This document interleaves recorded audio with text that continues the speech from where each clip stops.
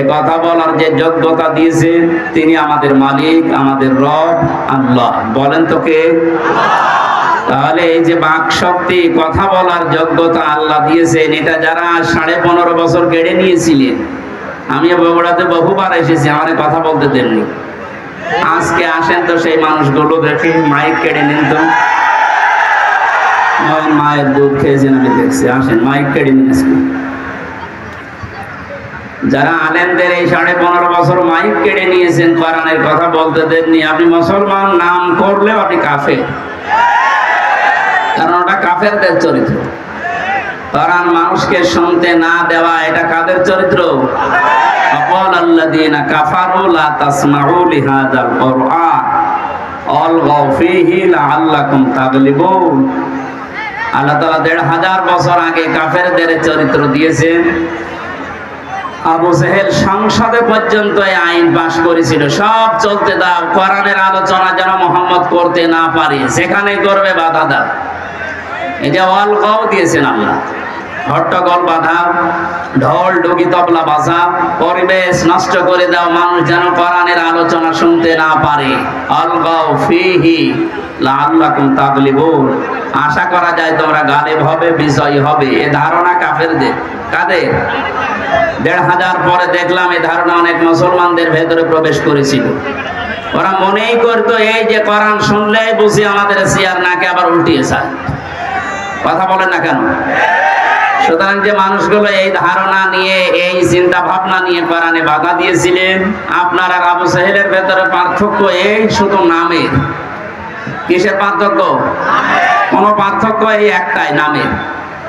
নামে মানুষকে মুসলমান নিয়ে, মানুষকে জান্নাতে নিয়ে যেতে পারবে? বলেন।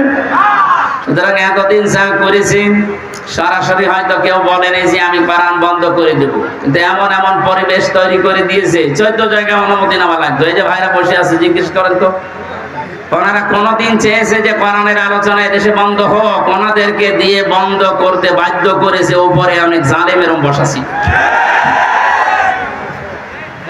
এমন এমন মানুষকে বসিয়েছে, নামে মুসলমান, কামে সব কাফেরদের মতো।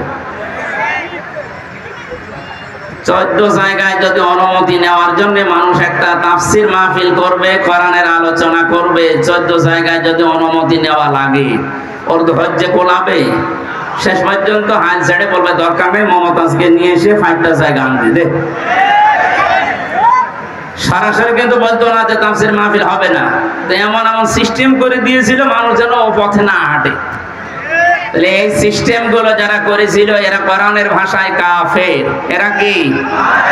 বলেন। কাফের মারা গেলে জানাজা দেওয়া হয়, কবরে দেওয়া হয়, দোয়া করা হয়। এগুলো যদি মরে যায়, আমার মনে হয় এদের জন্য এগুলো বন্ধ করে দেওয়া হবে। কারণ ও এমনি জাহান্নামে যাবে, ও এমনিতেও জাহান্নামে যাবে। ও যাক, ওরে আরো লাথি দিয়ে ফেলে দিন, যা।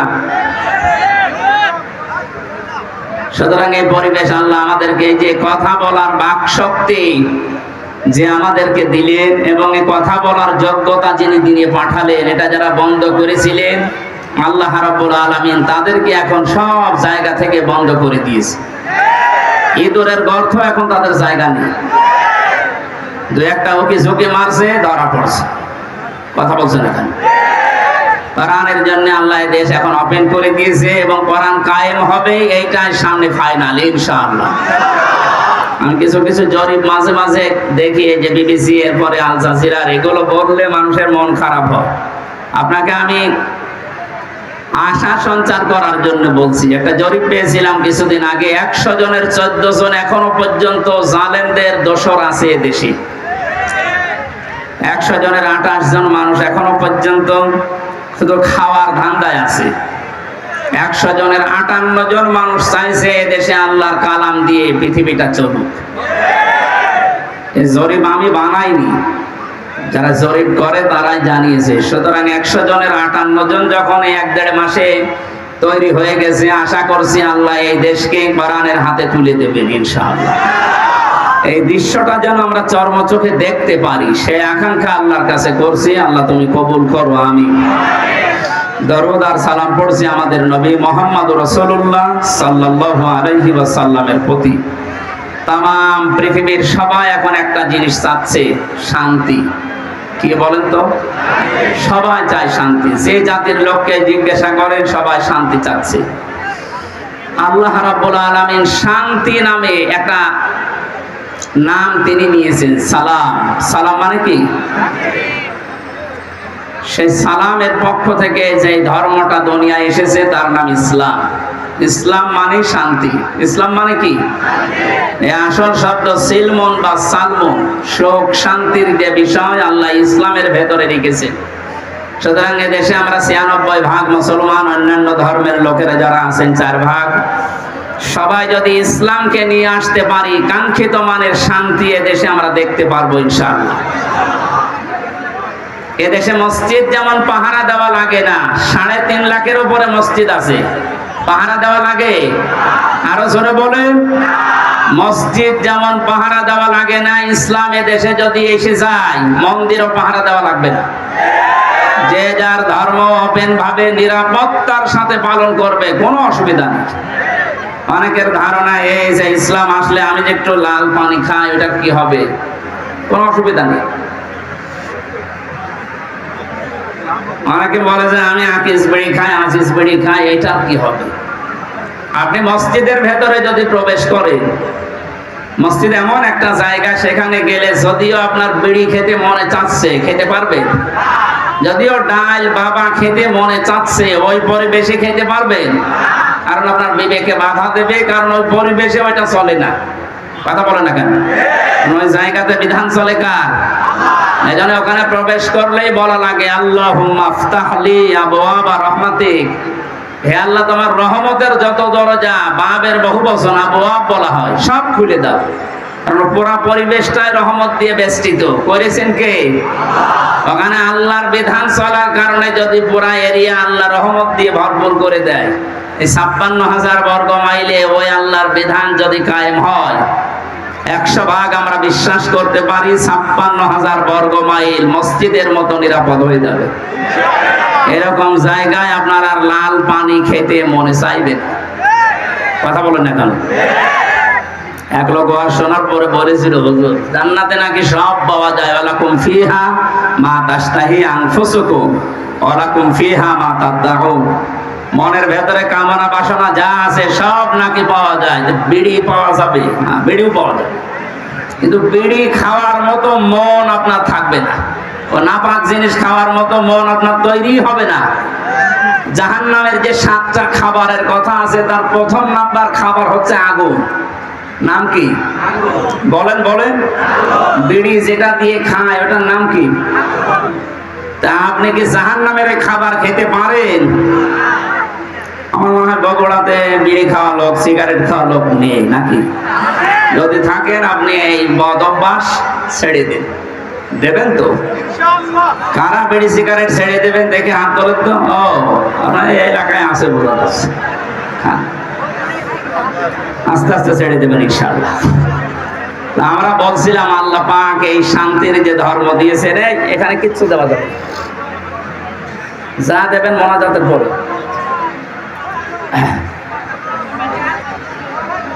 শান্তির জন্য আজ বিভিন্ন ধান্দা করা হচ্ছে, বিভিন্ন জায়গায় আমরা ধর্ণা দিচ্ছি।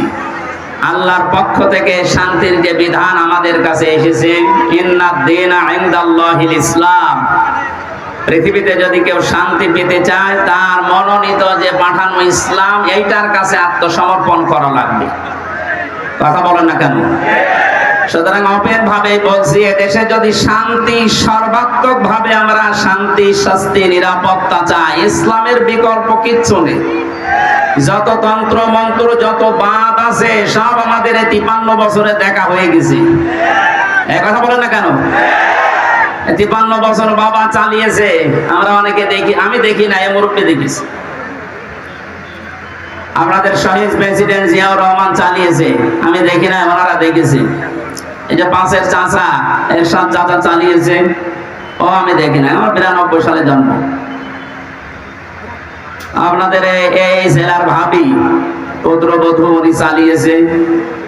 পাশের জেলার পরের জেলা রংপুরের ভাবি, ববু বলা হয় যাকে, উনি চালিয়েছে গত বছর আমরা দেখলাম। কাঙ্ক্ষিত মানের শান্তি পেয়েছি বলেন? এখন শুধু দেখতে বাকি আছে যে কোরআন দিয়ে চললে কেমন দেখা যায়। একটু মনে আশা জাগে না যে কেমন লাগে? একটু দেখি তো। আমার তো জীবনের সবচাইতে বড় আশা আকাঙ্ক্ষা তামান্না এটা, আল্লাহ যা করো করো, অন্তত চর্ম চোখে এটা দেখে মরার তৌফিক দিয়ে যে ৫৬,০০০ বর্গ মাইল কোরআন দিয়ে চলছে। এটা কারা চান দেখে? লিল্লাহে তাকবীর। আন্দাজ হাত তুলেন না, এটা কিন্তু সাক্ষী দেওয়া। এটার পক্ষে থাকা লাগবে, যেটা আমরা দেখতে চাই যে আসলে এটা দিয়ে চললে কেমন দেখা যায়। মক্কা মদিনায় আমি ছিলাম, আমি দেখেছি ওখানে ১০০ ভাগ এটা চলে না, ৭০ ভাগ আছে, তাই যে শান্তি পাওয়া যায়। এখানে যদি ১০০ ভাগ কায়েম হয়ে যায়, বাংলাদেশটা মিনি জান্নাত হয়ে যাবে। আরো জোরে বলেন। বাংলাদেশে জেনারেল যে দলগুলো আছে তাদেরকে বলছি, আমি আপনাদেরকে বাঁচাতে চাই, কারণ কোরআনের চোখ আপনার মুখে নেই, চোখে নেই, এই জন্য আপনি হয়তো অন্য কিছু দেখেন। সূরা নূরের ভেতরে আল্লাহ জানিয়েছেন, আল্লাযীনা কাফারু আ'মালুহুম কাসারাবিন বিকিআতি ইয়াহসাবুহু সামআনু মাআ হাত্তা ইযা জাআহু লাম ইয়াজিদহু শাইআ ইলা আখির আয়াত। কাফেরদের চিন্তা ভাবনা, ধারণা, বিশ্বাসে দূরে মরিচিকা মনে করেছিল এখানে পানি আছে মনে হয়। মরুভূমির ভেতরে যখন সূর্যের তীব্র দাহ শুরু হয়ে যায়, এই যে বিশ্ব রোড গুলোতে আপনি দেখবেন, ঢাকা বগুড়া যে মহাসড়ক আছে, দূর থেকে গাড়ি চালিয়ে দুপুরবেলা দেখতে মনে হয় যে পানি আছে সামনে, মনে হয় পিচ গরম হওয়ার পরে পানির মতো টলমল করে, কাছে যাওয়ার পরে দেখা যায় না পানি নেই। পৃথিবীর কাফেরদের দৃষ্টান্ত আল্লাহ এইভাবে দিয়েছেন। আল্লাহর পাঠানো ইসলাম বাদ দিয়ে যত তন্ত্র মন্ত্র, যত ইজম, যত বাদ আছে, আমি নাম নিলাম না, সে যে বাদই হোক, সমাজবাদ বলেন, জাতীয়তাবাদ বলেন, ধর্ম নিরপেক্ষবাদ বলেন, যত বাদ আছে, তন্ত্র মন্ত্র আছে, এসব গুলোকে মানুষ মনে করে ভেতরে শান্তি আছে। কাছে যাওয়ার পরে দেখে না এটা পানি না। এজন্য আমাদের উচিত হচ্ছে আপনাকে আমার সাবধান করা। আমি করলাম, জ্ঞানী মানুষ যদি হয়ে থাকেন আপনি আশা করি বুঝে ফেলেছেন। এরপরেও যদি কেউ বলেন না আমি বুঝি না, আমি ভান ধরে আসি, এদিকে আসেন। আল্লাহ আপনাকে সহজে এটা বোঝার তৌফিক দিন। ইসলাম বিদায় করে দিয়ে আজ যারা, আমি কয়েকদিন ধরে লক্ষ্য করছি, মৌলবাদ এই শব্দ নিয়ে অনেকে জিকির করছে, এটা বন্ধ করা লাগবে। মুসলমানদেরকে মৌলবাদ বলা যাবে না এই দেশে। এই শব্দটাকে ফেরি করে এই 15.5 বছর হাজারো মুসলমানকে যিনি ছিলেন তিনি গুম করেছিলেন। এক কথা বলেন না কেন? এই শব্দটাকে ফেরি করে হাজারো মানুষকে আয়না ঘরে রেখেছিল। এই শব্দটাকে ফেরি করে আমাকে জেলখানায় রেখেছিল 3 বছর। এটা দাদাদের পক্ষ থেকে দেওয়া আন্তর্জাতিক একটা ষড়যন্ত্র। এখানে যারা পা দিচ্ছেন আপনি এই জালেমদের মতো মাজা ভাঙবে। সুতরাং এই শব্দ যেন কোনো মুসলমানের আগে পরে লাগানো না হয়, যেন আমরা মৌলবাদ চাই না। তা আপনি কি চান? মৌল শব্দ এসেছে মূল থেকে। মূল মানে এ পৃথিবীর মূল আমার আল্লাহ। এক কথা বলেন না কেন? মূল হচ্ছে নবীজি। আল্লাহ নবী যদি না থাকে এতে থাকবে কি? সুতরাং এই পৃথিবীতে মৌলবাদ, এটাকে যদি কেউ গালি দেয় সে যেন সরাসরি আল্লাহকে গালি দেয়। গালি হিসাবে এটা ব্যবহার করা না। এই ফেরি আর করা যাবে না। আপনি ষড়যন্ত্রে পা দিয়ে আবার না জানি কোন বিপদ ডেকে আনতে চাচ্ছেন। বুঝে হোক না বুঝে হোক, এটা যদি কেউ করে থাকে, এই শব্দ যেন আর কারো মুখে আমরা না শুনি। কথা বুঝতেছে? গত 2 দিন দেখতে পাচ্ছি দিল্লি থেকে বিশ্বনবী মুহাম্মদ রাসূলুল্লাহ এবং তার জামাই হযরতে আলীকে নিয়ে ব্যঙ্গাত্মক করে কার্টুন ছাপিয়েছে, অপমান করছে। হঠাৎ করে কয় এতদিন তো আমরা কিছু দেখলাম না, হঠাৎ এখন এসা গান দিল, মানে এ সরসরি আপনাকে কে দিচ্ছে? বাংলাদেশে এখন ওনাদের দুর্গা পূজা শুরু হবে, একটা দাঙ্গা লাগানোর চেষ্টায় আছে। ওরা মনে করছে বাংলাদেশের মুসলমানেরা এই দৃশ্য থেকে যদি এই সংখ্যালঘু যাদের নাম বলা হয়, কিসের সংখ্যালঘু? এদেশে কোনো সংখ্যালঘু নেই, সবাই আমরা সংখ্যাগুরু। কথা বলেন, এদেশে জন্ম নিয়েছে যে সে এই দেশের মালিক। ওরা মনে করছে এই কথা তুলে দিয়ে এখন ওরা আলোচনা করবে, সমালোচনা করবে, শেষ পর্যন্ত কিছু মন্দিরে হামলা করবে না। আমরা অত পাগল না। এদেশে যারা মুসলিম সত্যিকার অর্থে, তারা মন্দির ভাঙা তো দূরের কথা, অন্যান্য ধর্মের দেবতাকে গালি দেওয়াও কোরআন নিষেধ করেছে। এজন্য আমরা সতর্ক থাকবো, ওদের ওই সমস্ত ফাঁদে যেন আমরা পা দিয়ে আমাদের দেশকে আবার আন্তর্জাতিক ভাবে টার্গেটে ফেলে না দেয়। অনেকে অতি উৎসাহী হয়ে ইসলাম মানি এই কথা ধান্দা নিয়ে কিছু কিছু কাজ এমন ভাবে দেখাচ্ছে, আন্তর্জাতিক মিডিয়া তো বসে নেই ষড়যন্ত্র করার জন্য। ওরা কিন্তু এমন এমন কিছু কাজ করে শেষ পর্যন্ত ডক্টর মোহাম্মদ ইউনূসকে দিয়ে এই শব্দগুলো যারা ফেরি করেছিল, এই জঙ্গিবাদ, মৌলবাদ, এগুলো আবার আমাদের গাড়ির উপরে চাপিয়ে, আমি বাকিটা বলতে পারলাম না, দুঃখিত। এই জন্য আমরা সংক্ষিপ্ত এবং আমরা সাবধান সতর্ক থাকবো ইনশাআল্লাহ। আমি ইঙ্গিত দিয়েছি, আল্লাহ যেন আমাদেরকে বোঝার তৌফিক দেন, বলেন আমিন। যারা চাচ্ছেন এদেশে ইসলাম বিদায় করে অন্য কিছু দাঁড় করিয়ে আপনি শান্তি পাবেন না, আমেরিকা শান্তিতে নেই। কে বলেছে শান্তিতে আছে? ইসলাম যেখানে নেই সেখানে মুক্তি নেই। কথা বলেন। এক দোকানদার তার কর্মচারী রেখেছিল নাম ইসলাম। নাম কি? তার একটা মেয়ে ছিল নাম শান্তি। ইসলাম আর শান্তির মাঝে মাঝে দেখা হয়, শেষ পর্যন্ত মন দেওয়া নেওয়া হয়ে গেছে। দোকানদার টের পেয়ে ডাক দিয়ে বলছে, বেটা তুমি গরিব মানুষ, আমার বাড়িতে কাজ করে খাও, আমার দোকানের কর্মচারী আমার মেয়ের দিকে নজর দিয়েছে, আচ্ছা করে পিটিয়েছে। ইসলাম মনে মনে ভাবতেছে, মালিক আমার মেয়ের সাথে মিল করার কারণে আমারে মারধর করলে, এই শান্তি কতদিন তোমার বাড়ি থাকে আমি না দেখে দম নেব না। স্টেশনে বাবুড়া এসে কল দিয়েছে, শান্তি তুমি কোথায়? বলছে বাড়িতে। সাজগোজ করে চলে আসো, আজকে পালানো লাগবে। ইসলামের কথা মতো শান্তি সব কিছু নিয়ে পালিয়েছে। সকালবেলা এই লোকটা রাস্তায় দৌড়াচ্ছে আর এলাকার মানুষকে বলছে, আমার শান্তি গেল কোথায়? লোকজন বলছে, শান্তি গেল কোথায় মানে? যে আমার মেয়ে শান্তিকে আমি খুঁজে পাচ্ছি না। লোকজন ডাক দিয়ে বলে, বেটা তোমার দোকানে সে কর্মচারী ইসলাম কোথায়? ওকে তো আমি মারধর দিয়ে বের করে দিয়েছি। মানুষজন বলে, তুমি কি মাথা খারাপ না পাগল? ইসলাম মারধর ধরে বের করে দিলে এখন শান্তি তালাশ করো? ইসলাম যেখানে আছে শান্তি ওখানে গেছে। এইটা আজ যারা বের করে দিতে চাচ্ছেন, এইটা বের করে দিলে এসে আর কিছু থাকবে না। কারণ এখানে ৯৬% মুসলমান। কত ভাগ? নামাজ কালাম কম পড়তে পারি, কিন্তু আল্লাহ রাসূলের বিরুদ্ধে আমরা এই দেশে অন্তত ৯৬% মানুষের কেউ নেই। কথা বলে ঠিক কিনা?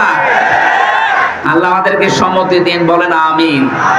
কোরআনে কারীম থেকে আমরা সূরা আনআমের ৮০, ৮১, ৮২ এই আয়াতগুলো তেলাওয়াত করেছি। আমি এত লম্বা কথা কোনো জায়গায় বলি না, বেশি হয়ে গেছে আজকে।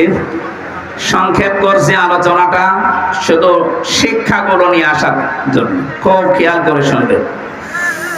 আল্লাহ রাব্বুল আলামিন হযরত ইব্রাহিম আলাইহিস সালামের এবং তার বাবার কিছু কাহিনী এখানে তুলে ধরেছেন। শিরক এবং ঈমান, এটা সেই পৃথিবীর লগ্নের পর থেকে আরম্ভ হয়েছে এই দুইটার সংঘর্ষ। কোন মানুষ যদি শান্তি, স্বস্তি, নিরাপত্তা চায়, সে যেন তার বিশ্বাসের সাথে অন্য কিছুকে যোগ না করে। এটা যারা যোগ করেছে, যুগে যুগে তাদের শান্তি, স্বস্তি, নিরাপত্তা হারিয়ে গেছে। আর যারা তাদের ঈমানের সাথে জুলুমকে, শিরককে মিশ্রিত করেনি, আল্লাহ তাদেরকে শান্তিতে রেখেছে। যে মানুষগুলো আজ আল্লাহর বিধানের সাথে, আল্লাহর শক্তির সাথে, পাওয়ারের সাথে অন্য কাউকে শরীক করে বুক ফুলিয়ে বেড়ানোর চেষ্টায় আছেন, আপনি কি মনে করেন? আপনি বাতিলের পক্ষে, আল্লাহর বিরুদ্ধে অবস্থান নিয়ে কোনো ভয় নেই, চিন্তা নেই, আর আমি আল্লাহর পক্ষে অবস্থান নিয়ে ভয় করব, আপনি এই কথা মনে করেন? আল্লাহ ওইটা আমাদেরকে শুনিয়েছেন। রব্বুল আলামিন বলেন কাইফা আখাফু মা আশরাকতুম ওয়া লা তাখাফুনা আন্নাকুম আশরাকতুম বিল্লাহি মা লাম ইউনাজ্জিল বিহি আলাইকুম সুলতানা। ১৫০০ বছর আগে আয়াতটা নাযিল হয়েছে। আমি আয়াতের তাফসীর যখন পড়ি আমার মনে হয় বাংলাদেশ দেখি আল্লাহ এই মাত্র নাযিল করেছে। এদেশে বহু মানুষ আজ ইসলামপন্থী যারা, এদের কথাগুলো তারাও বোঝে, তারাও দেখে এদের কাজ কারবার, দেখার পরেও মানুষগুলো না দেখার মনে হয় ভান করে থাকে। এরা চায় আল্লাহর একাত্মবাদ, আল্লাহর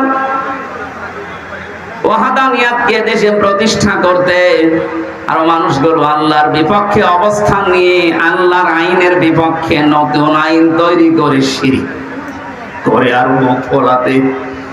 আল্লাহ তাআলা নবীজিকে দিয়ে বলাচ্ছেন, হে নবী আপনি এই কথাটা মানুষকে জানানো, কাইফা আখাফু কেমন করে আমি ভয় করি, মা আশরাকতুম যা তোমরা শরীক করো, ওয়ালা তাখাফুনা আন্নাকুম আশরাকতুম বিল্লাহ তোমরা আল্লাহর সাথে শরীক করে তার সাথে অংশীদার স্থাপন করে ভয় করো না।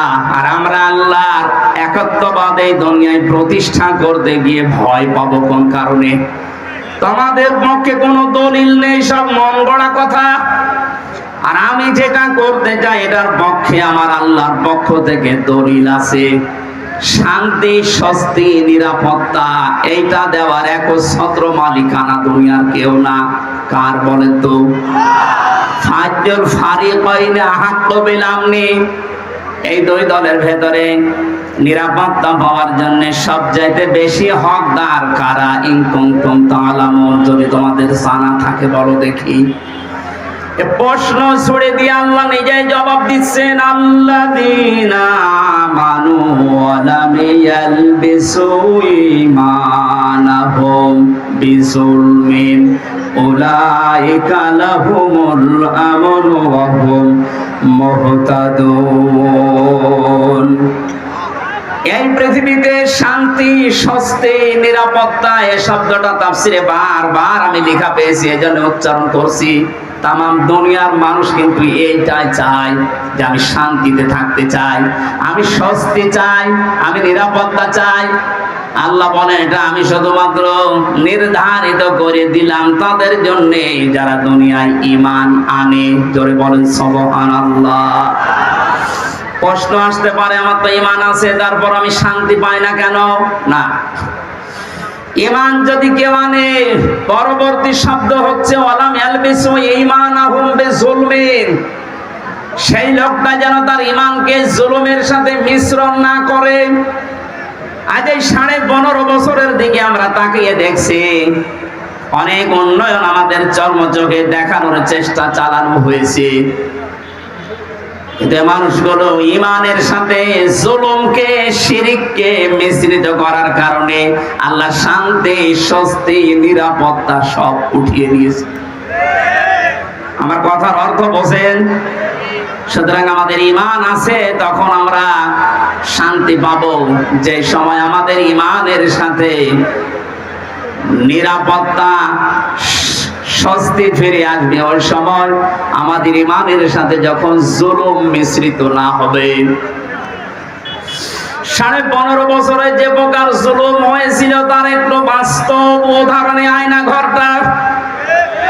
দুনিয়ার আমি কিচ্ছু বাদ, সবকিছু বাদ দিয়ে দিলাম, শুধু এতটুকু যদি আপনার বিবেক থাকে ভাবেন তো, একটা মানুষকে 1 দিন 2 দিন 5 দিন না, জীবিত মানুষকে 8 বছর মাটির নিচে 3.5 হাত ঘরের ভেতরে, কোনো আলো বাতাস, কোনো শব্দ নেই সেখানে।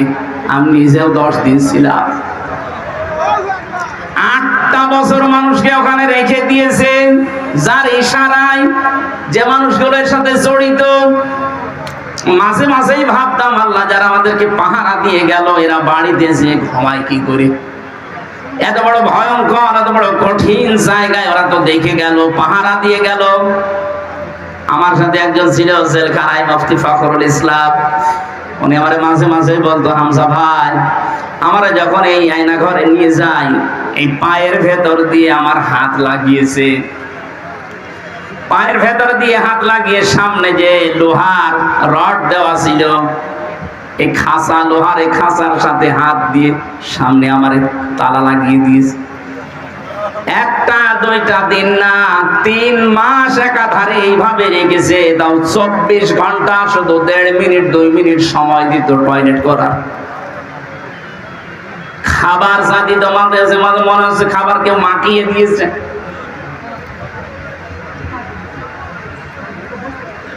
আপনি একটু বিবেক দিয়ে ভাবেন তো, একটা কোন মানুষ যার ন্যূনতম বিবেক আছে, ঈমান না থাক বিবেক তো আছে আপনার, এটা মেনে নেওয়া সম্ভব? আপনি দাবি করছেন আমার ঈমান আছে, আমি তো শান্তি স্বস্তি নিরাপত্তা পাই না। আরে ভাই, আপনার ঈমানের সাথে তো জুলুম মিশ্রিত। এখানে জুলুমের অর্থ তাফসিরে এসেছে জুলুম আই শিরিক। যাদের ঈমানের সাথে জুলুম মিশ্রিত থাকবে, শিরিক মিশ্রিত থাকবে, তাদের জীবন থেকে আল্লাহ শান্তি তুলে নেবে, স্বস্তি বাদ দিয়ে দেবে, নিরাপত্তা আল্লাহ নিজে তুলে নেবে। বলেন নাউজুবিল্লাহ।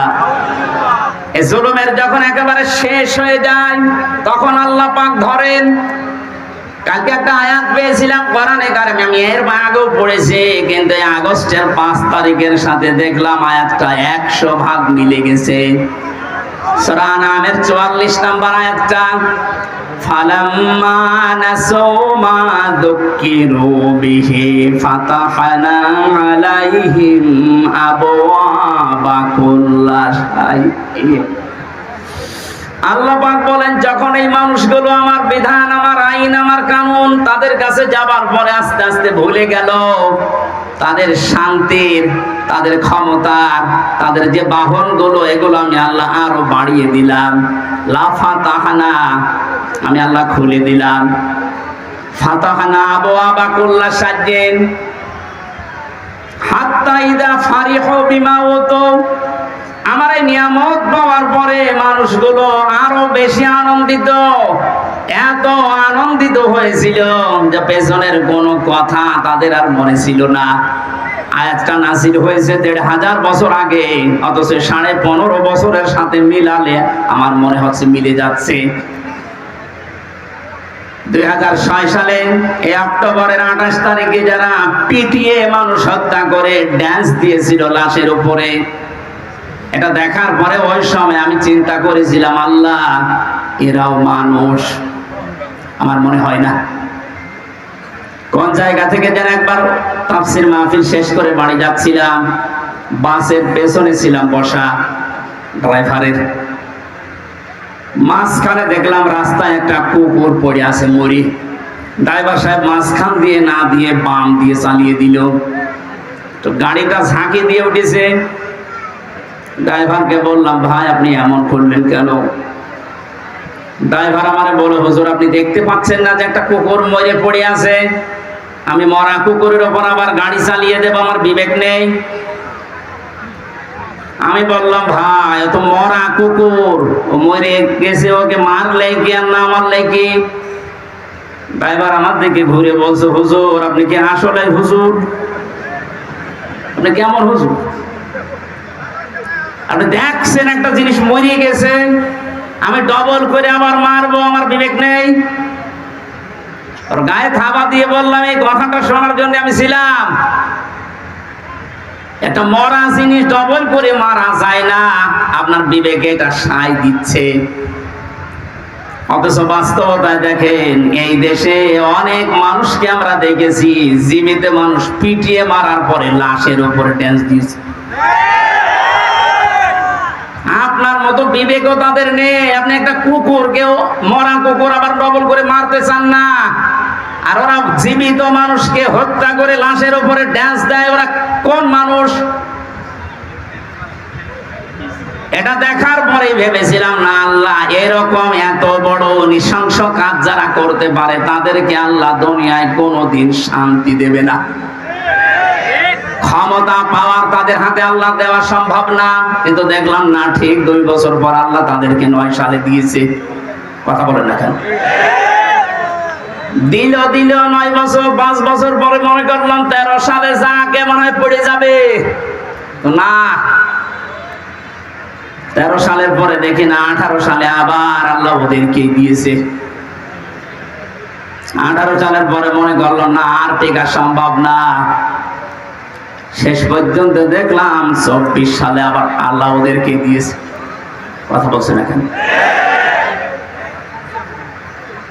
আল্লাহ রাব্বুল আলামিন বলেন, মানুষ যখন আমার বিধান ভুলে গিয়ে তাদের মন মতো কাজ করতে গিয়ে জুলুমের একেবারে সর্বশেষ সীমা পার হয়ে যায়, ফাআখাযনাহুম বাগতাতান, আমি হঠাৎ করে তাদেরকে এমন ভাবে পাকড়াও করি তারা দিশেহারা হয়ে যায়। 1500 বছর পরে 2024 সালের 5 আগস্টের দিকে তাকান, 100 ভাগ একটা মিলে যাচ্ছে। কোন স্মরণ ছিল আল্লাহর কথা? যার ন্যূনতম স্মরণ থাকবে আল্লাহর ভাষা যে আমাকে কিন্তু জবাব দেওয়া লাগবে, সে কোনোদিন আয়না ঘরের দায়িত্ব পালন করে সে খাবার খেতে পারে না। জেলখানায় আমাদের সাথে দায়িত্ব যারা পালন করেছে তারাও যে বাইরে যে খাবার খেত কি করে আমার বিশ্বাস হয় না। আলেমদের সাথে যা আচরণ করতো ভেতরে, অন্য মানুষের কথা তো বাদই দিলাম। আল্লাহর আয়াতগুলো, আল্লাহর বিধানগুলো পুরাটা ভুলে গিয়েছিল।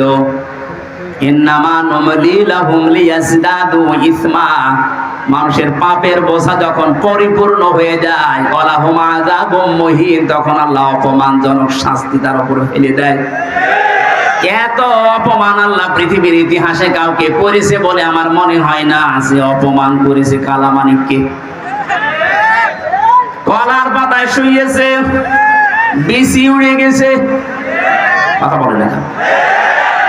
আমার তো 1500 বছরের ইতিহাস আমি যতটুকু পড়ি, কাউকে এত বড় অপমান করেছে বলে আমার মনে হয় না। এর সাথে আল্লাহ কি করবে?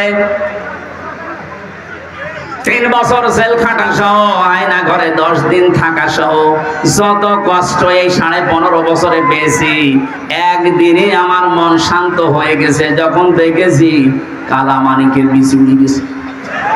আমার আর কিচ্ছু চাওয়ার নেই, আল্লাহর কাছে সব চাওয়া শেষ।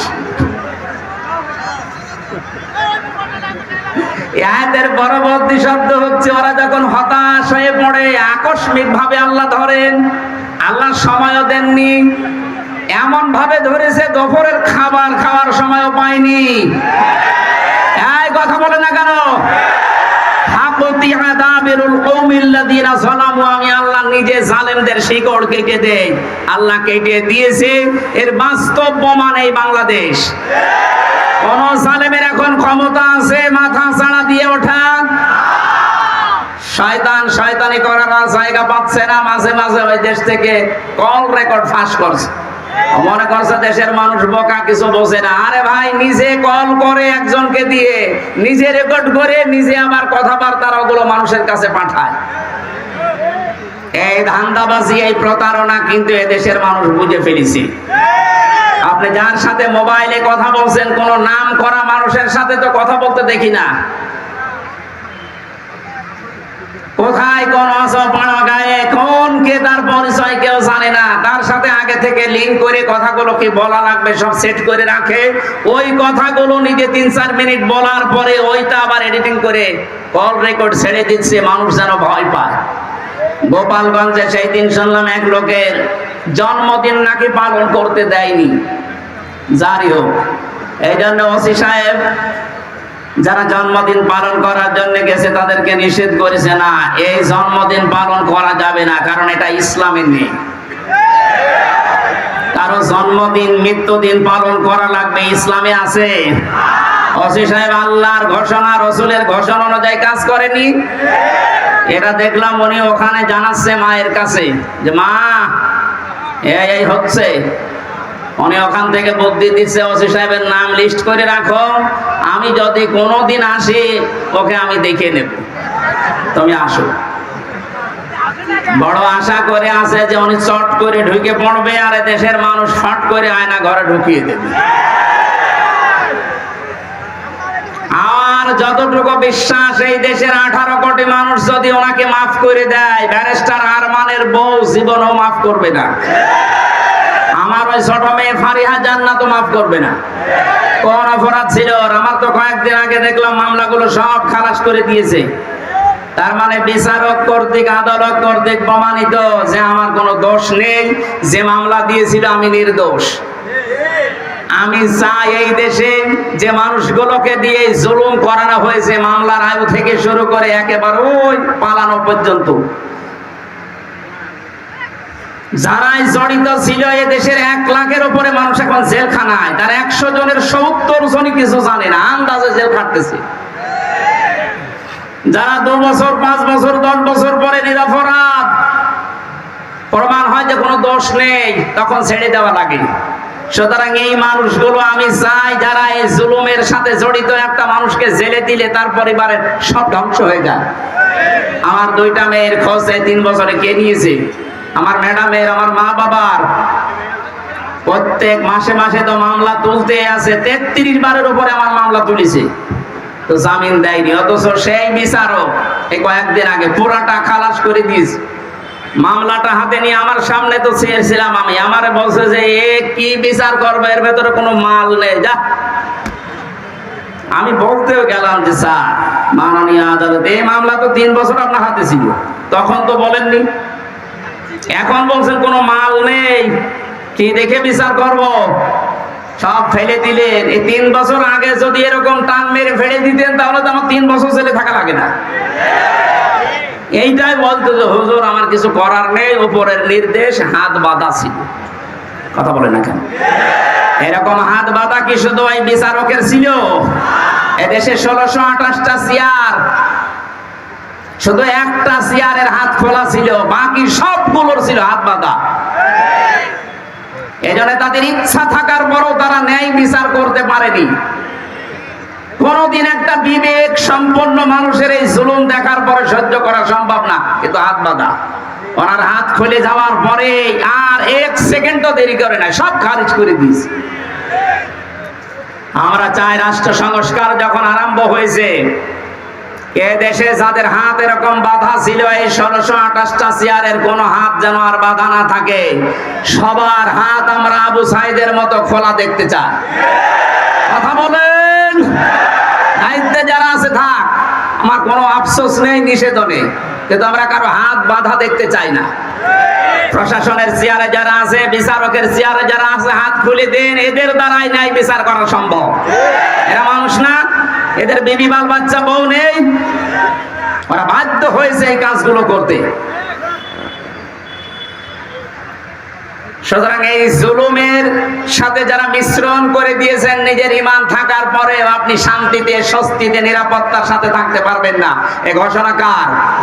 আল্লাযীনা আমানু ওয়া লাম ইয়ালবিসু ঈমানাহুম বিজুলমিন। যারা ঈমান আনে কিন্তু তাদের ঈমানকে জুলুমের সাথে মিশ্রণ করে ফেলে, তাদেরকে আমি আল্লাহ শান্তিতে থাকতে দেই না। বাস্তব আমরা এখন দেখতে পাচ্ছি। কেউ শান্তিতে আছে? মনে করেছিল আমি আরামে থাকবো, যাদের দ্বারা আরামে থাকবে তারাই ধরিয়ে দিস। এই যে দীপমণির নাম শুনলাম, উনি ওনার বোনের বাড়িতে পালিয়েছিল। বোনের ছেলে মোবাইল টিপছিল, নিষেধ করে যে ওই মোবাইল টেপা বাদ দিয়ে পড়াশোনা কর। ও ছেলেটা বিরক্ত হয়ে গিয়ে 999-এ কল দিয়ে পুলিশ ভাইদের কাছে। আপনাকে আল্লাহ শান্তিতে থাকতে দেবে না। যারা জুলুম করে আর যারা জুলুমের সাপোর্ট করে, এই মানুষগুলো নবীর উম্মত থেকে বের হয়ে যায়। কত বড় কথা লেগে লক্ষ্য করেন, যারা জুলুম করে আর যারা জেনে শুনে জুলুমের সাপোর্ট করে, এরা নবীর উম্মতের বাইরের লোক। এদেশে আমরা অনেককে এরকম দেখতে পেয়েছি। সুতরাং আপনাকে আল্লাহ শান্তিতে, স্বস্তিতে, নিরাপত্তায় থাকতে দেবে কোন কারণে? বিডিআর বিদ্রোহের নামে হাজার হাজার মানুষকে বিনা কারণে, তাদের মুখের ভাষা, তাদের মুখের কান্না, চোখের পানি দেখলে আল্লাহর আরশ পর্যন্ত কেঁপে যায়। এই 3 বছরে 900-র উপরে বিডিআরের সাথে আমার দেখা।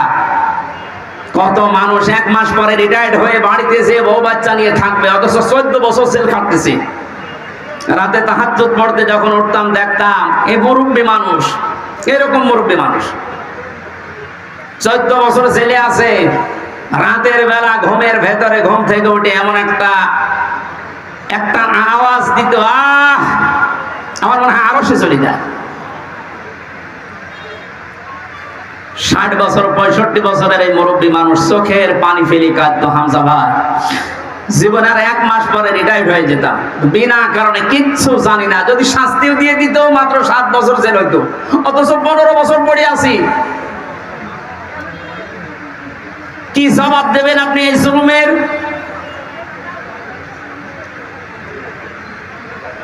জালেম এই শব্দটা শুনলে আমার ভয় লাগে, কারণ জালেমরা হামজার টার্গেট না।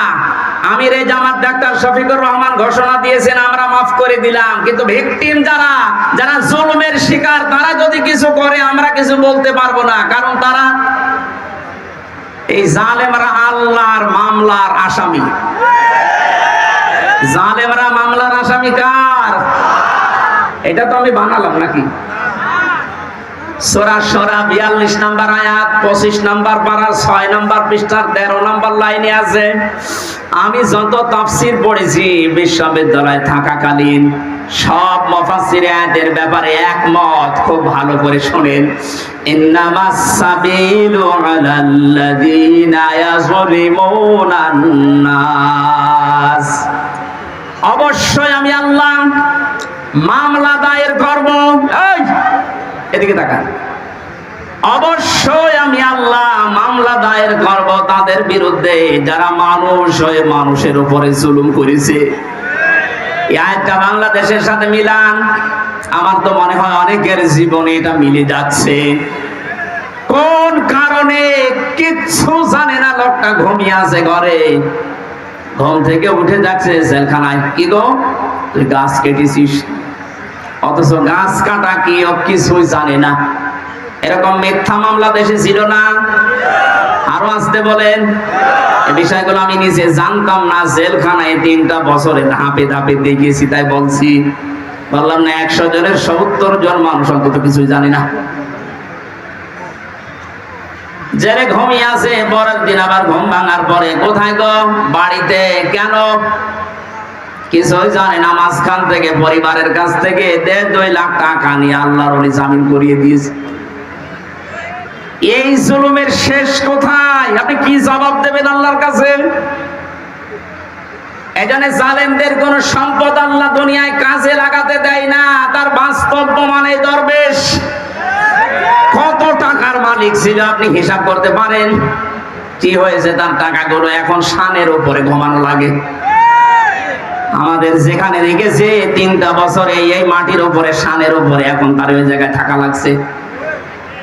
কি হচ্ছে তার ওই অর্থ সম্পদ গুলো, এই টাকাগুলো কোন কাজে আসতেছে? এখন তাদের যে চরিত্রের বর্ণনা বের হচ্ছে, শয়তান পর্যন্ত আশ্চর্য হয়ে যাচ্ছে যে দরবেশের চরিত্র এত নিম্ন। এজন্য আমাদের সাবধান হওয়া উচিত। আমি আজকাল বাস্তব প্রমাণ দিয়েই বলছি, এদেশে শেখ হাসিনা থেকে শুরু করে যারা তার দোসর ছিল সবাই আল্লাহর মামলার আসামি। মামলার বাদী যত বড় হয়, মামলা মেটানো তত কঠিন হয়। এক কথা বলে না কেন? আমার মামলার বাদী যদি আমার সত্যি কথা বলছি কোন সলিমদ্দি হতো, আমি যদি আকিস গ্রুপে চাকরি করতাম, আপনার কয় টাকা লাগতো? টাকা দিয়ে হলে আমি 2-3 দিনে বের হয়ে চলে আসতাম। কিন্তু এমন মানুষ বাদী, এই জন্য 33 বার ওঠার পর মামলার জামিন হয়নি। উনি বিদায় নেওয়ার কয়েকদিন পরে জামিন সব শেষ। সুতরাং এখানে বাদী কিন্তু যিনি পালিয়েছে উনি না, হামজাও না, মামলার বাদীকে। আপনি দেখেন আপনার দ্বারা আবার জুলুম হয়ে যাচ্ছে না তো? আজ অনেকে নিজের স্ত্রীর উপরে জুলুম করছে, পরিবারের উপরে জুলুম করছে, স্ত্রী হিসাবে স্বামীর উপরে জুলুম করছে। আল্লাহর নবীর স্ত্রী তার স্বামীকে অভয় দিত, স্বামী আমার ভয় পাবেন না, ইন্নাকা লা তাসিলুর রিহমা। এই পৃথিবীতে যারা আত্মীয়তার সম্পর্কগুলো ঠিক রাখে তাদেরকে আমার আল্লাহ কখনো ভয় দেখান না। জোরে বলেন সুবহানাল্লাহ। নবীজি যখন ওহী নিয়ে এসে ভয় পেয়েছিলেন, তিনি বলছিলেন জাম্মিলুনি জাম্মিলুনি, আমাকে ঢেকে দাও। খেয়াল করেন, আমাকে ঢেকে দাও, আমি ভয় পেয়েছি। হযরতে খাদিজাতুল কুবরা রাদিয়াল্লাহু তাআলা আনহা ওই সময়ও কিন্তু মুসলমান হননি, কালিমার দাওয়াত পাননি। ওই সময় তিনি নবীজিকে ডাক দিয়েছিলেন, ইয়া আবুল কাসেম, হে কাসেমের পিতা, কাল্লা, কখনো না, আল্লাহি, আল্লাহর কসম, মা ইখজিকাল্লাহু আবাদান, কখনো আল্লাহ আপনাকে লাঞ্ছিত অপমানিত ভয় দেখাতে পারে না। সম্মানিত মা বোনেরা যারা এসেছেন তাদেরকে এবার বলছেন, হযরতে খাদিজাতুল কুবরা বিশ্ব নবীকে ওই দিন 5টা বিষয় শুনিয়েছিলেন ভয় না পাওয়ার কারণ হিসাবে। আপনি আপনার স্বামীকে যদি এই কথাগুলো বলতে পারেন আর আপনার স্বামীর চরিত্রের ভেতরে যদি এগুলো দেখতে পারেন, বুঝবেন ওই স্বামী হক পথে আছে। 1 নম্বরে, যে স্বামী তার রক্তের সম্পর্কগুলো ঠিক রাখে সেই স্বামীকে দুনিয়ার কোনো ভয় পাওয়াতে পারে না। অথচ আজ লক্ষ লক্ষ পরিবারের দিকে তাকান, অধিকাংশ পরিবারে বউর কারণে স্বামী তার রক্তের সম্পর্কগুলো ঠিক রাখতে পারে না। এই কথা বলছেন? স্বামীর রক্তের সম্পর্ক ছিল তার ফুফুর সাথে, তার চাচার সাথে, তার ভাইয়ের সাথে, তার বোনের সাথে। এমন বউ পেয়েছে নামাজ পড়ে, রোজা রাখে, কালো বোরকা পরে, কিন্তু এগুলোর সাথে আমার আসল সম্পর্ক যেগুলো হক আদায় করা দরকার এগুলো করতে গেলে ওর আর মন পাওয়া যায় না। এমন বউ দেশে নেই। আপনি নামাজ রোজা কালো বোরকা পড়ে জাহান্নামে যাবেন। নবীজি জানিয়েছেন, কোন স্ত্রী লোক যদি চায় যে তার স্বামীর হায়াত আরো বেড়ে যাক, তার স্বামীর মান সম্মান, টাকা পয়সা, অর্থ সম্পদ, প্রভাব প্রতিপত্তি, ক্ষমতা দুনিয়ায় বাড়তেই থাক, তাহলে সেই মহিলা যেন সব সময় তাকিদ দেয় তার স্বামীকে, স্বামী তুমি যা করো না কেন সম্পর্কগুলো রক্তের ঠিক রাখো। কিন্তু আজ হাজারো পরিবারে এরকম মহিলা পাওয়া যাচ্ছে না, অথচ নামাজ পড়ে। এক কথা বুঝতেছেন না? মা বোন যারা এসেছেন, নবীর স্ত্রীর মতো এই চরিত্র আপনাদের থাকা লাগবে, তারপরে খাদিজার সাথে জান্নাত। আপনার স্বামীকে আপনি সব সময় তাকিদ দেবেন, সাহায্য করবেন, তুমি যা করো করো, কিন্তু নিজের স্ত্রী হয়ে আমি তোমাকে বলছি যতগুলো সম্পর্ক আছে রক্তের, আমাদের যা হয় হোক, এদের সাথে ঠিক রাখো, আল্লাহ নিজে পুষিয়ে দেবেন। সুবহানাল্লাহ বলে। 2 নম্বরে হযরতে খাদিজা বলেছিলেন, আতাহমিলুল কাল্লা, হে স্বামী, কখনো আপনাকে আল্লাহ ভয় দেখাতে পারেন না, কারণ আপনি মানুষের বোঝা হালকা করে দেন। এই শব্দটা আমি এতদিন পর্যন্ত ভালো বুঝতাম না। এখন গভীরে চিন্তা ভাবনা করে দেখছি যে এর ভেতরে এত কথা খাদিজা বলেছিলেন। হে স্বামী, আপনি মানুষের বোঝা হালকা করে দেন। এটা নবীর চরিত্র ছিল, তিনি বোঝা হালকা করে দিতেন। আর আমরা এমন উম্মত হয়ে দাঁড়িয়েছি, মানুষের বোঝা হালকা করা দূরের কথা, মানুষের বোঝা আরো বাড়িয়ে দিচ্ছি। 850 বছর আগে পালিয়েছিল লক্ষণ সেন, আর তার পেতাত্তা পালিয়েছে 5 আগস্টে। উনি যাওয়ার সময় বলে গিয়েছে সেনাপ্রধানকে নাকি, যে যাবার পরে এমন এমন কাজ তোমরা করবা যেন এদেশ 2 মাসের বেশি টিকতে না পারে। এতটুকু বললেও হতো। বারবার এখন মানুষকে উনি জানাচ্ছেন যে দেশ আর 1 মাসের বেশি চলবে না, কিভাবে চলে আমি দেখব, কারণ আমি যা করে এসেছি এত ঋণ এ দেশের মানুষ শোধ দিতে পারবে না। এত ঋণের বোঝা আপনি রেখে গেলেন। আমার মেয়ে হয়েছে কয়েকদিন আগে, 7-8 দিন হয়ে গেল, ওর মাথার উপর এখন 1 লাখ টাকা ঋণ। কি আমি বানিয়ে বলছি?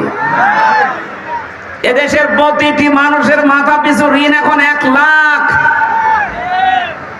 ঋণের বোঝাগুলো দিয়ে গেলেন আপনি। নবীর উম্মত দাবি করেন, 14 বার নাকি হজ করেছেন। কি করেছেন আপনি? নবীর আদর্শ ছিল তিনি মানুষের বোঝা হালকা করতেন, আর সবার বোঝা আপনি দিয়ে গেলেন। আগস্টের 5 তারিখের আগে কত মানুষের পরিবার ধ্বংস করেছেন, কত মানুষের হাত নেই, পা নেই, চোখ নেই, অন্ডকোষ পর্যন্ত নেই। এই মানুষগুলো এখন পরিবারের বোঝা। এই কথা বোঝে? এই বোঝাগুলো যিনি বানিয়ে গেলেন উনি নবীর উম্মত হতে পারেন? আরো জোরে বলেন না। নবীর উম্মত যে না, সে নবীর উম্মত না, সুপারিশ পাবে। আমাদের কাজ হবে আমরা মানুষের বোঝা হালকা করব। ডাক্তার শফিকুর রহমান এইটাই করে বেড়াচ্ছে সারা দেশে। যত মানুষ শহীদ হয়েছে 1880 জনের তালিকা আমরা পেয়েছি। প্রত্যেক পরিবারে 2 লক্ষ করে টাকা দিয়ে আসতেছে। টাকাওয়ালা মানুষ দেশে আর নেই। কিছুটা হলেও তো তাদের বোঝা হালকা হচ্ছে। এটা নবীর উম্মতের কাজ। কার কাজ? যারা মানুষের বোঝা হালকা করে দেয় তাদের ভয় আল্লাহ দূর করে দেয়। এই জন্য ওনার কোনো ভয় আছে? আমার সাথে ছেলে 4 দিন ছিল, আমি দেখেছি লোকটার কোনো ভয় নেই, নির্ভয় বানিয়ে দিয়েছে আল্লাহ। ওনার তাওয়াক্কুল, ওনার ইখলাস এত উপরে। অনেকে বাইরে থেকে উল্টাপাল্টা মন্তব্য করে, আরে বেটা কাছ থেকে দেখেছিস তার আমল। আমার মতো যুবক মানুষ, 33 বছর বয়স আমার, আমি 1.5 পারা 2 পারা কোরআন পড়তে গেলে নামাজে দাঁড়িয়ে পা লেগে যায়। আর ওনার এক একটা সেজদায় দেখতাম তাহাজ্জুদের নামাজে 40-45 মিনিট 1 ঘন্টা কাটিয়ে দিচ্ছে। আপনি সমালোচনা করেন বাইরে বসে বসে। সারা দেশের মানুষের ভেতরে একটা মহব্বত আলাদা ভাবে আল্লাহ ওনার প্রতি তৈরি করে দিয়েছে। এমনি এমনি না। 15.5 বছর তো খেদমত করার নাম নিয়ে তার উপর তো মানুষের মহব্বত নেই, আরো যত ঘৃণা জন্মিয়েছে। কারণ মানুষের বোঝা তিনি তৈরি করে দিয়ে গেছেন এই দেশে। আর ইনি চেষ্টা করছেন মানুষের বোঝা যেন হালকা করা যায়। এই কথা বলেন না কেন? দলমত নির্বিশেষে আমাদের উচিত হবে নবীর উম্মত হিসাবে যদি দাবি করি, মানুষের বোঝা যেন আমরা হালকা করে দিতে পারি। বলেন আমিন। কত রকমের বোঝা দিয়ে গেলেন। আমার তো বোঝা ছিল পরিবারে। 3টা বছর ওরা কি খেয়েছে না খেয়েছে আমি কিছুই জানি না, কারণ আমি যোগাযোগ বিচ্ছিন্ন ছিলাম। আমার ফাঁসির কন্ডেম সেলের ভেতরে পুরাটা যোগাযোগ বিচ্ছিন্ন করে রেখে দিয়েছে, কেউ কথা বলতে পারবেন না। বাইরের মানুষগুলো বেঁচে আছে না জীবিত আছে। আমি জেলে থাকাকালীন আমার দাদা মরেছে, আমার নানা মারা গেছে, আমার নানি মারা গেছে, আমার একটা চাচাতো ভাই মরেছে। আমি কিচ্ছু জানি না। 3 বছর পরে জানলাম তো মরে গেছে। আপনি কোন কারণে কষ্টটা দিলেন? কি অপরাধ করেছিলাম আমি? কোরআনের কথাগুলো সঠিকভাবে তুলে ধরতাম, এইটাই আমার অপরাধ। অথচ আপনি এমন এমন মামলা আমার নামে দিয়েছে, শয়তানও বিশ্বাস করে না। এই সিরাজগঞ্জের কোন ছেলে নাকি আমার ওয়াজ শুনি সংসদ ভাঙতে গেছে তরবারি নিয়ে। আরে বেটা, তরবারি নিয়ে সংসদ ভাঙা যায়? বোম মারলে ওড়ে না। এই যে সংসদের লোক বসে আছে না, তরবারি নিয়ে ভাঙা যায়? ওই মামলা দিয়ে কে কে বলেছে বলে আমির হামজার ওয়াজ শুনে আমি উদ্বুদ্ধ হয়ে এসেছি। সেই পাগলকে দেখা হয়েছিল জেলখানা। তাই আমার নাম বললি কোন কারণে? আমার বলতে বলেছে। বলেন সুবহানাল্লাহ। বেচারকে মামলার যেদিন ঢেসমেশ করে দিল ওই দিন হাঁটছিল। যে একটা মামলা হইলো, কোন পাগল কোথায় কি করেছে, আমি যে এই কথা আপনি 3 বছর পরে বললেন। এটা যদি সেই প্রথম যখন মামলা উঠেছিল 7-8 দিন পরে ওই সময় বলে দিতেন যে না, এই মামলার কোনো ভিত্তি নেই, 3টা বছর আমার বাইরের জীবনে থাকা লাগতো, এই ভেতরে থাকা লাগতো না। কত রকমের বোঝা মানুষের মাথার উপরে চাপিয়ে দিচ্ছেন, আর আপনি নবীর উম্মত দাবি করছেন। আপনি শান্তি পাবেন, স্বস্তি পাবেন, নিরাপত্তা জীবনেও না। যারা মানুষের বোঝা হালকা করে দেয় আল্লাহ তাদেরকে শান্তি দেয়। সুবহানাল্লাহ বলতে পারেন নাই? আমাদের জীবন যতদিন আছে মানুষের বোঝা বাড়াবো না মানুষের বোঝা হালকা করব? যেখানে যতটুকু আছে মানুষের বোঝা হালকা করার চেষ্টা করেন। আপনার জীবনের বোঝা আল্লাহ হালকা করে দেবে ইনশাআল্লাহ।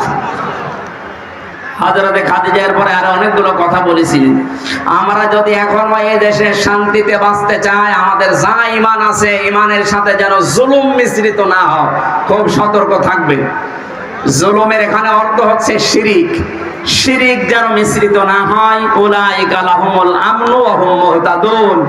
আল্লাহ পাক বলেন এই মানুষগুলো, এইভাবে আল্লাহ দেখিয়েছে, যারা তাদের ঈমানের সাথে জুলুম মিশ্রণ করবে না, শিরিক মেশাবে না, এই মানুষগুলোকে আমি আল্লাহ নিজে শান্তি দেব। আর এরাই হচ্ছে হেদায়েত প্রাপ্ত বান্দা বান্দি। জোরে বলেন আমিন। আল্লাহ এই বাস্তবতা আমরা যেন দেখতে পারি, তার পক্ষ থেকে শান্তি, স্বস্তি, নিরাপত্তা নিয়ে যেন এই দেশে বসবাস করতে পারি, সেই তৌফিক দান করুন। আমিন।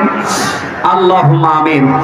লা ইলাহা ইল্লা আনতা সুবহানাক ইন্নী কুনতু মিনাজ জালিমিন। রব্বুল আলামিন, মাগরিবের নামাজ সমাগত, এজন্য আমরা শেষ করে দিয়েছি। যতটুকু বলার চেষ্টা চালিয়েছি আমাদের জীবনে আমল করার তৌফিক দাও।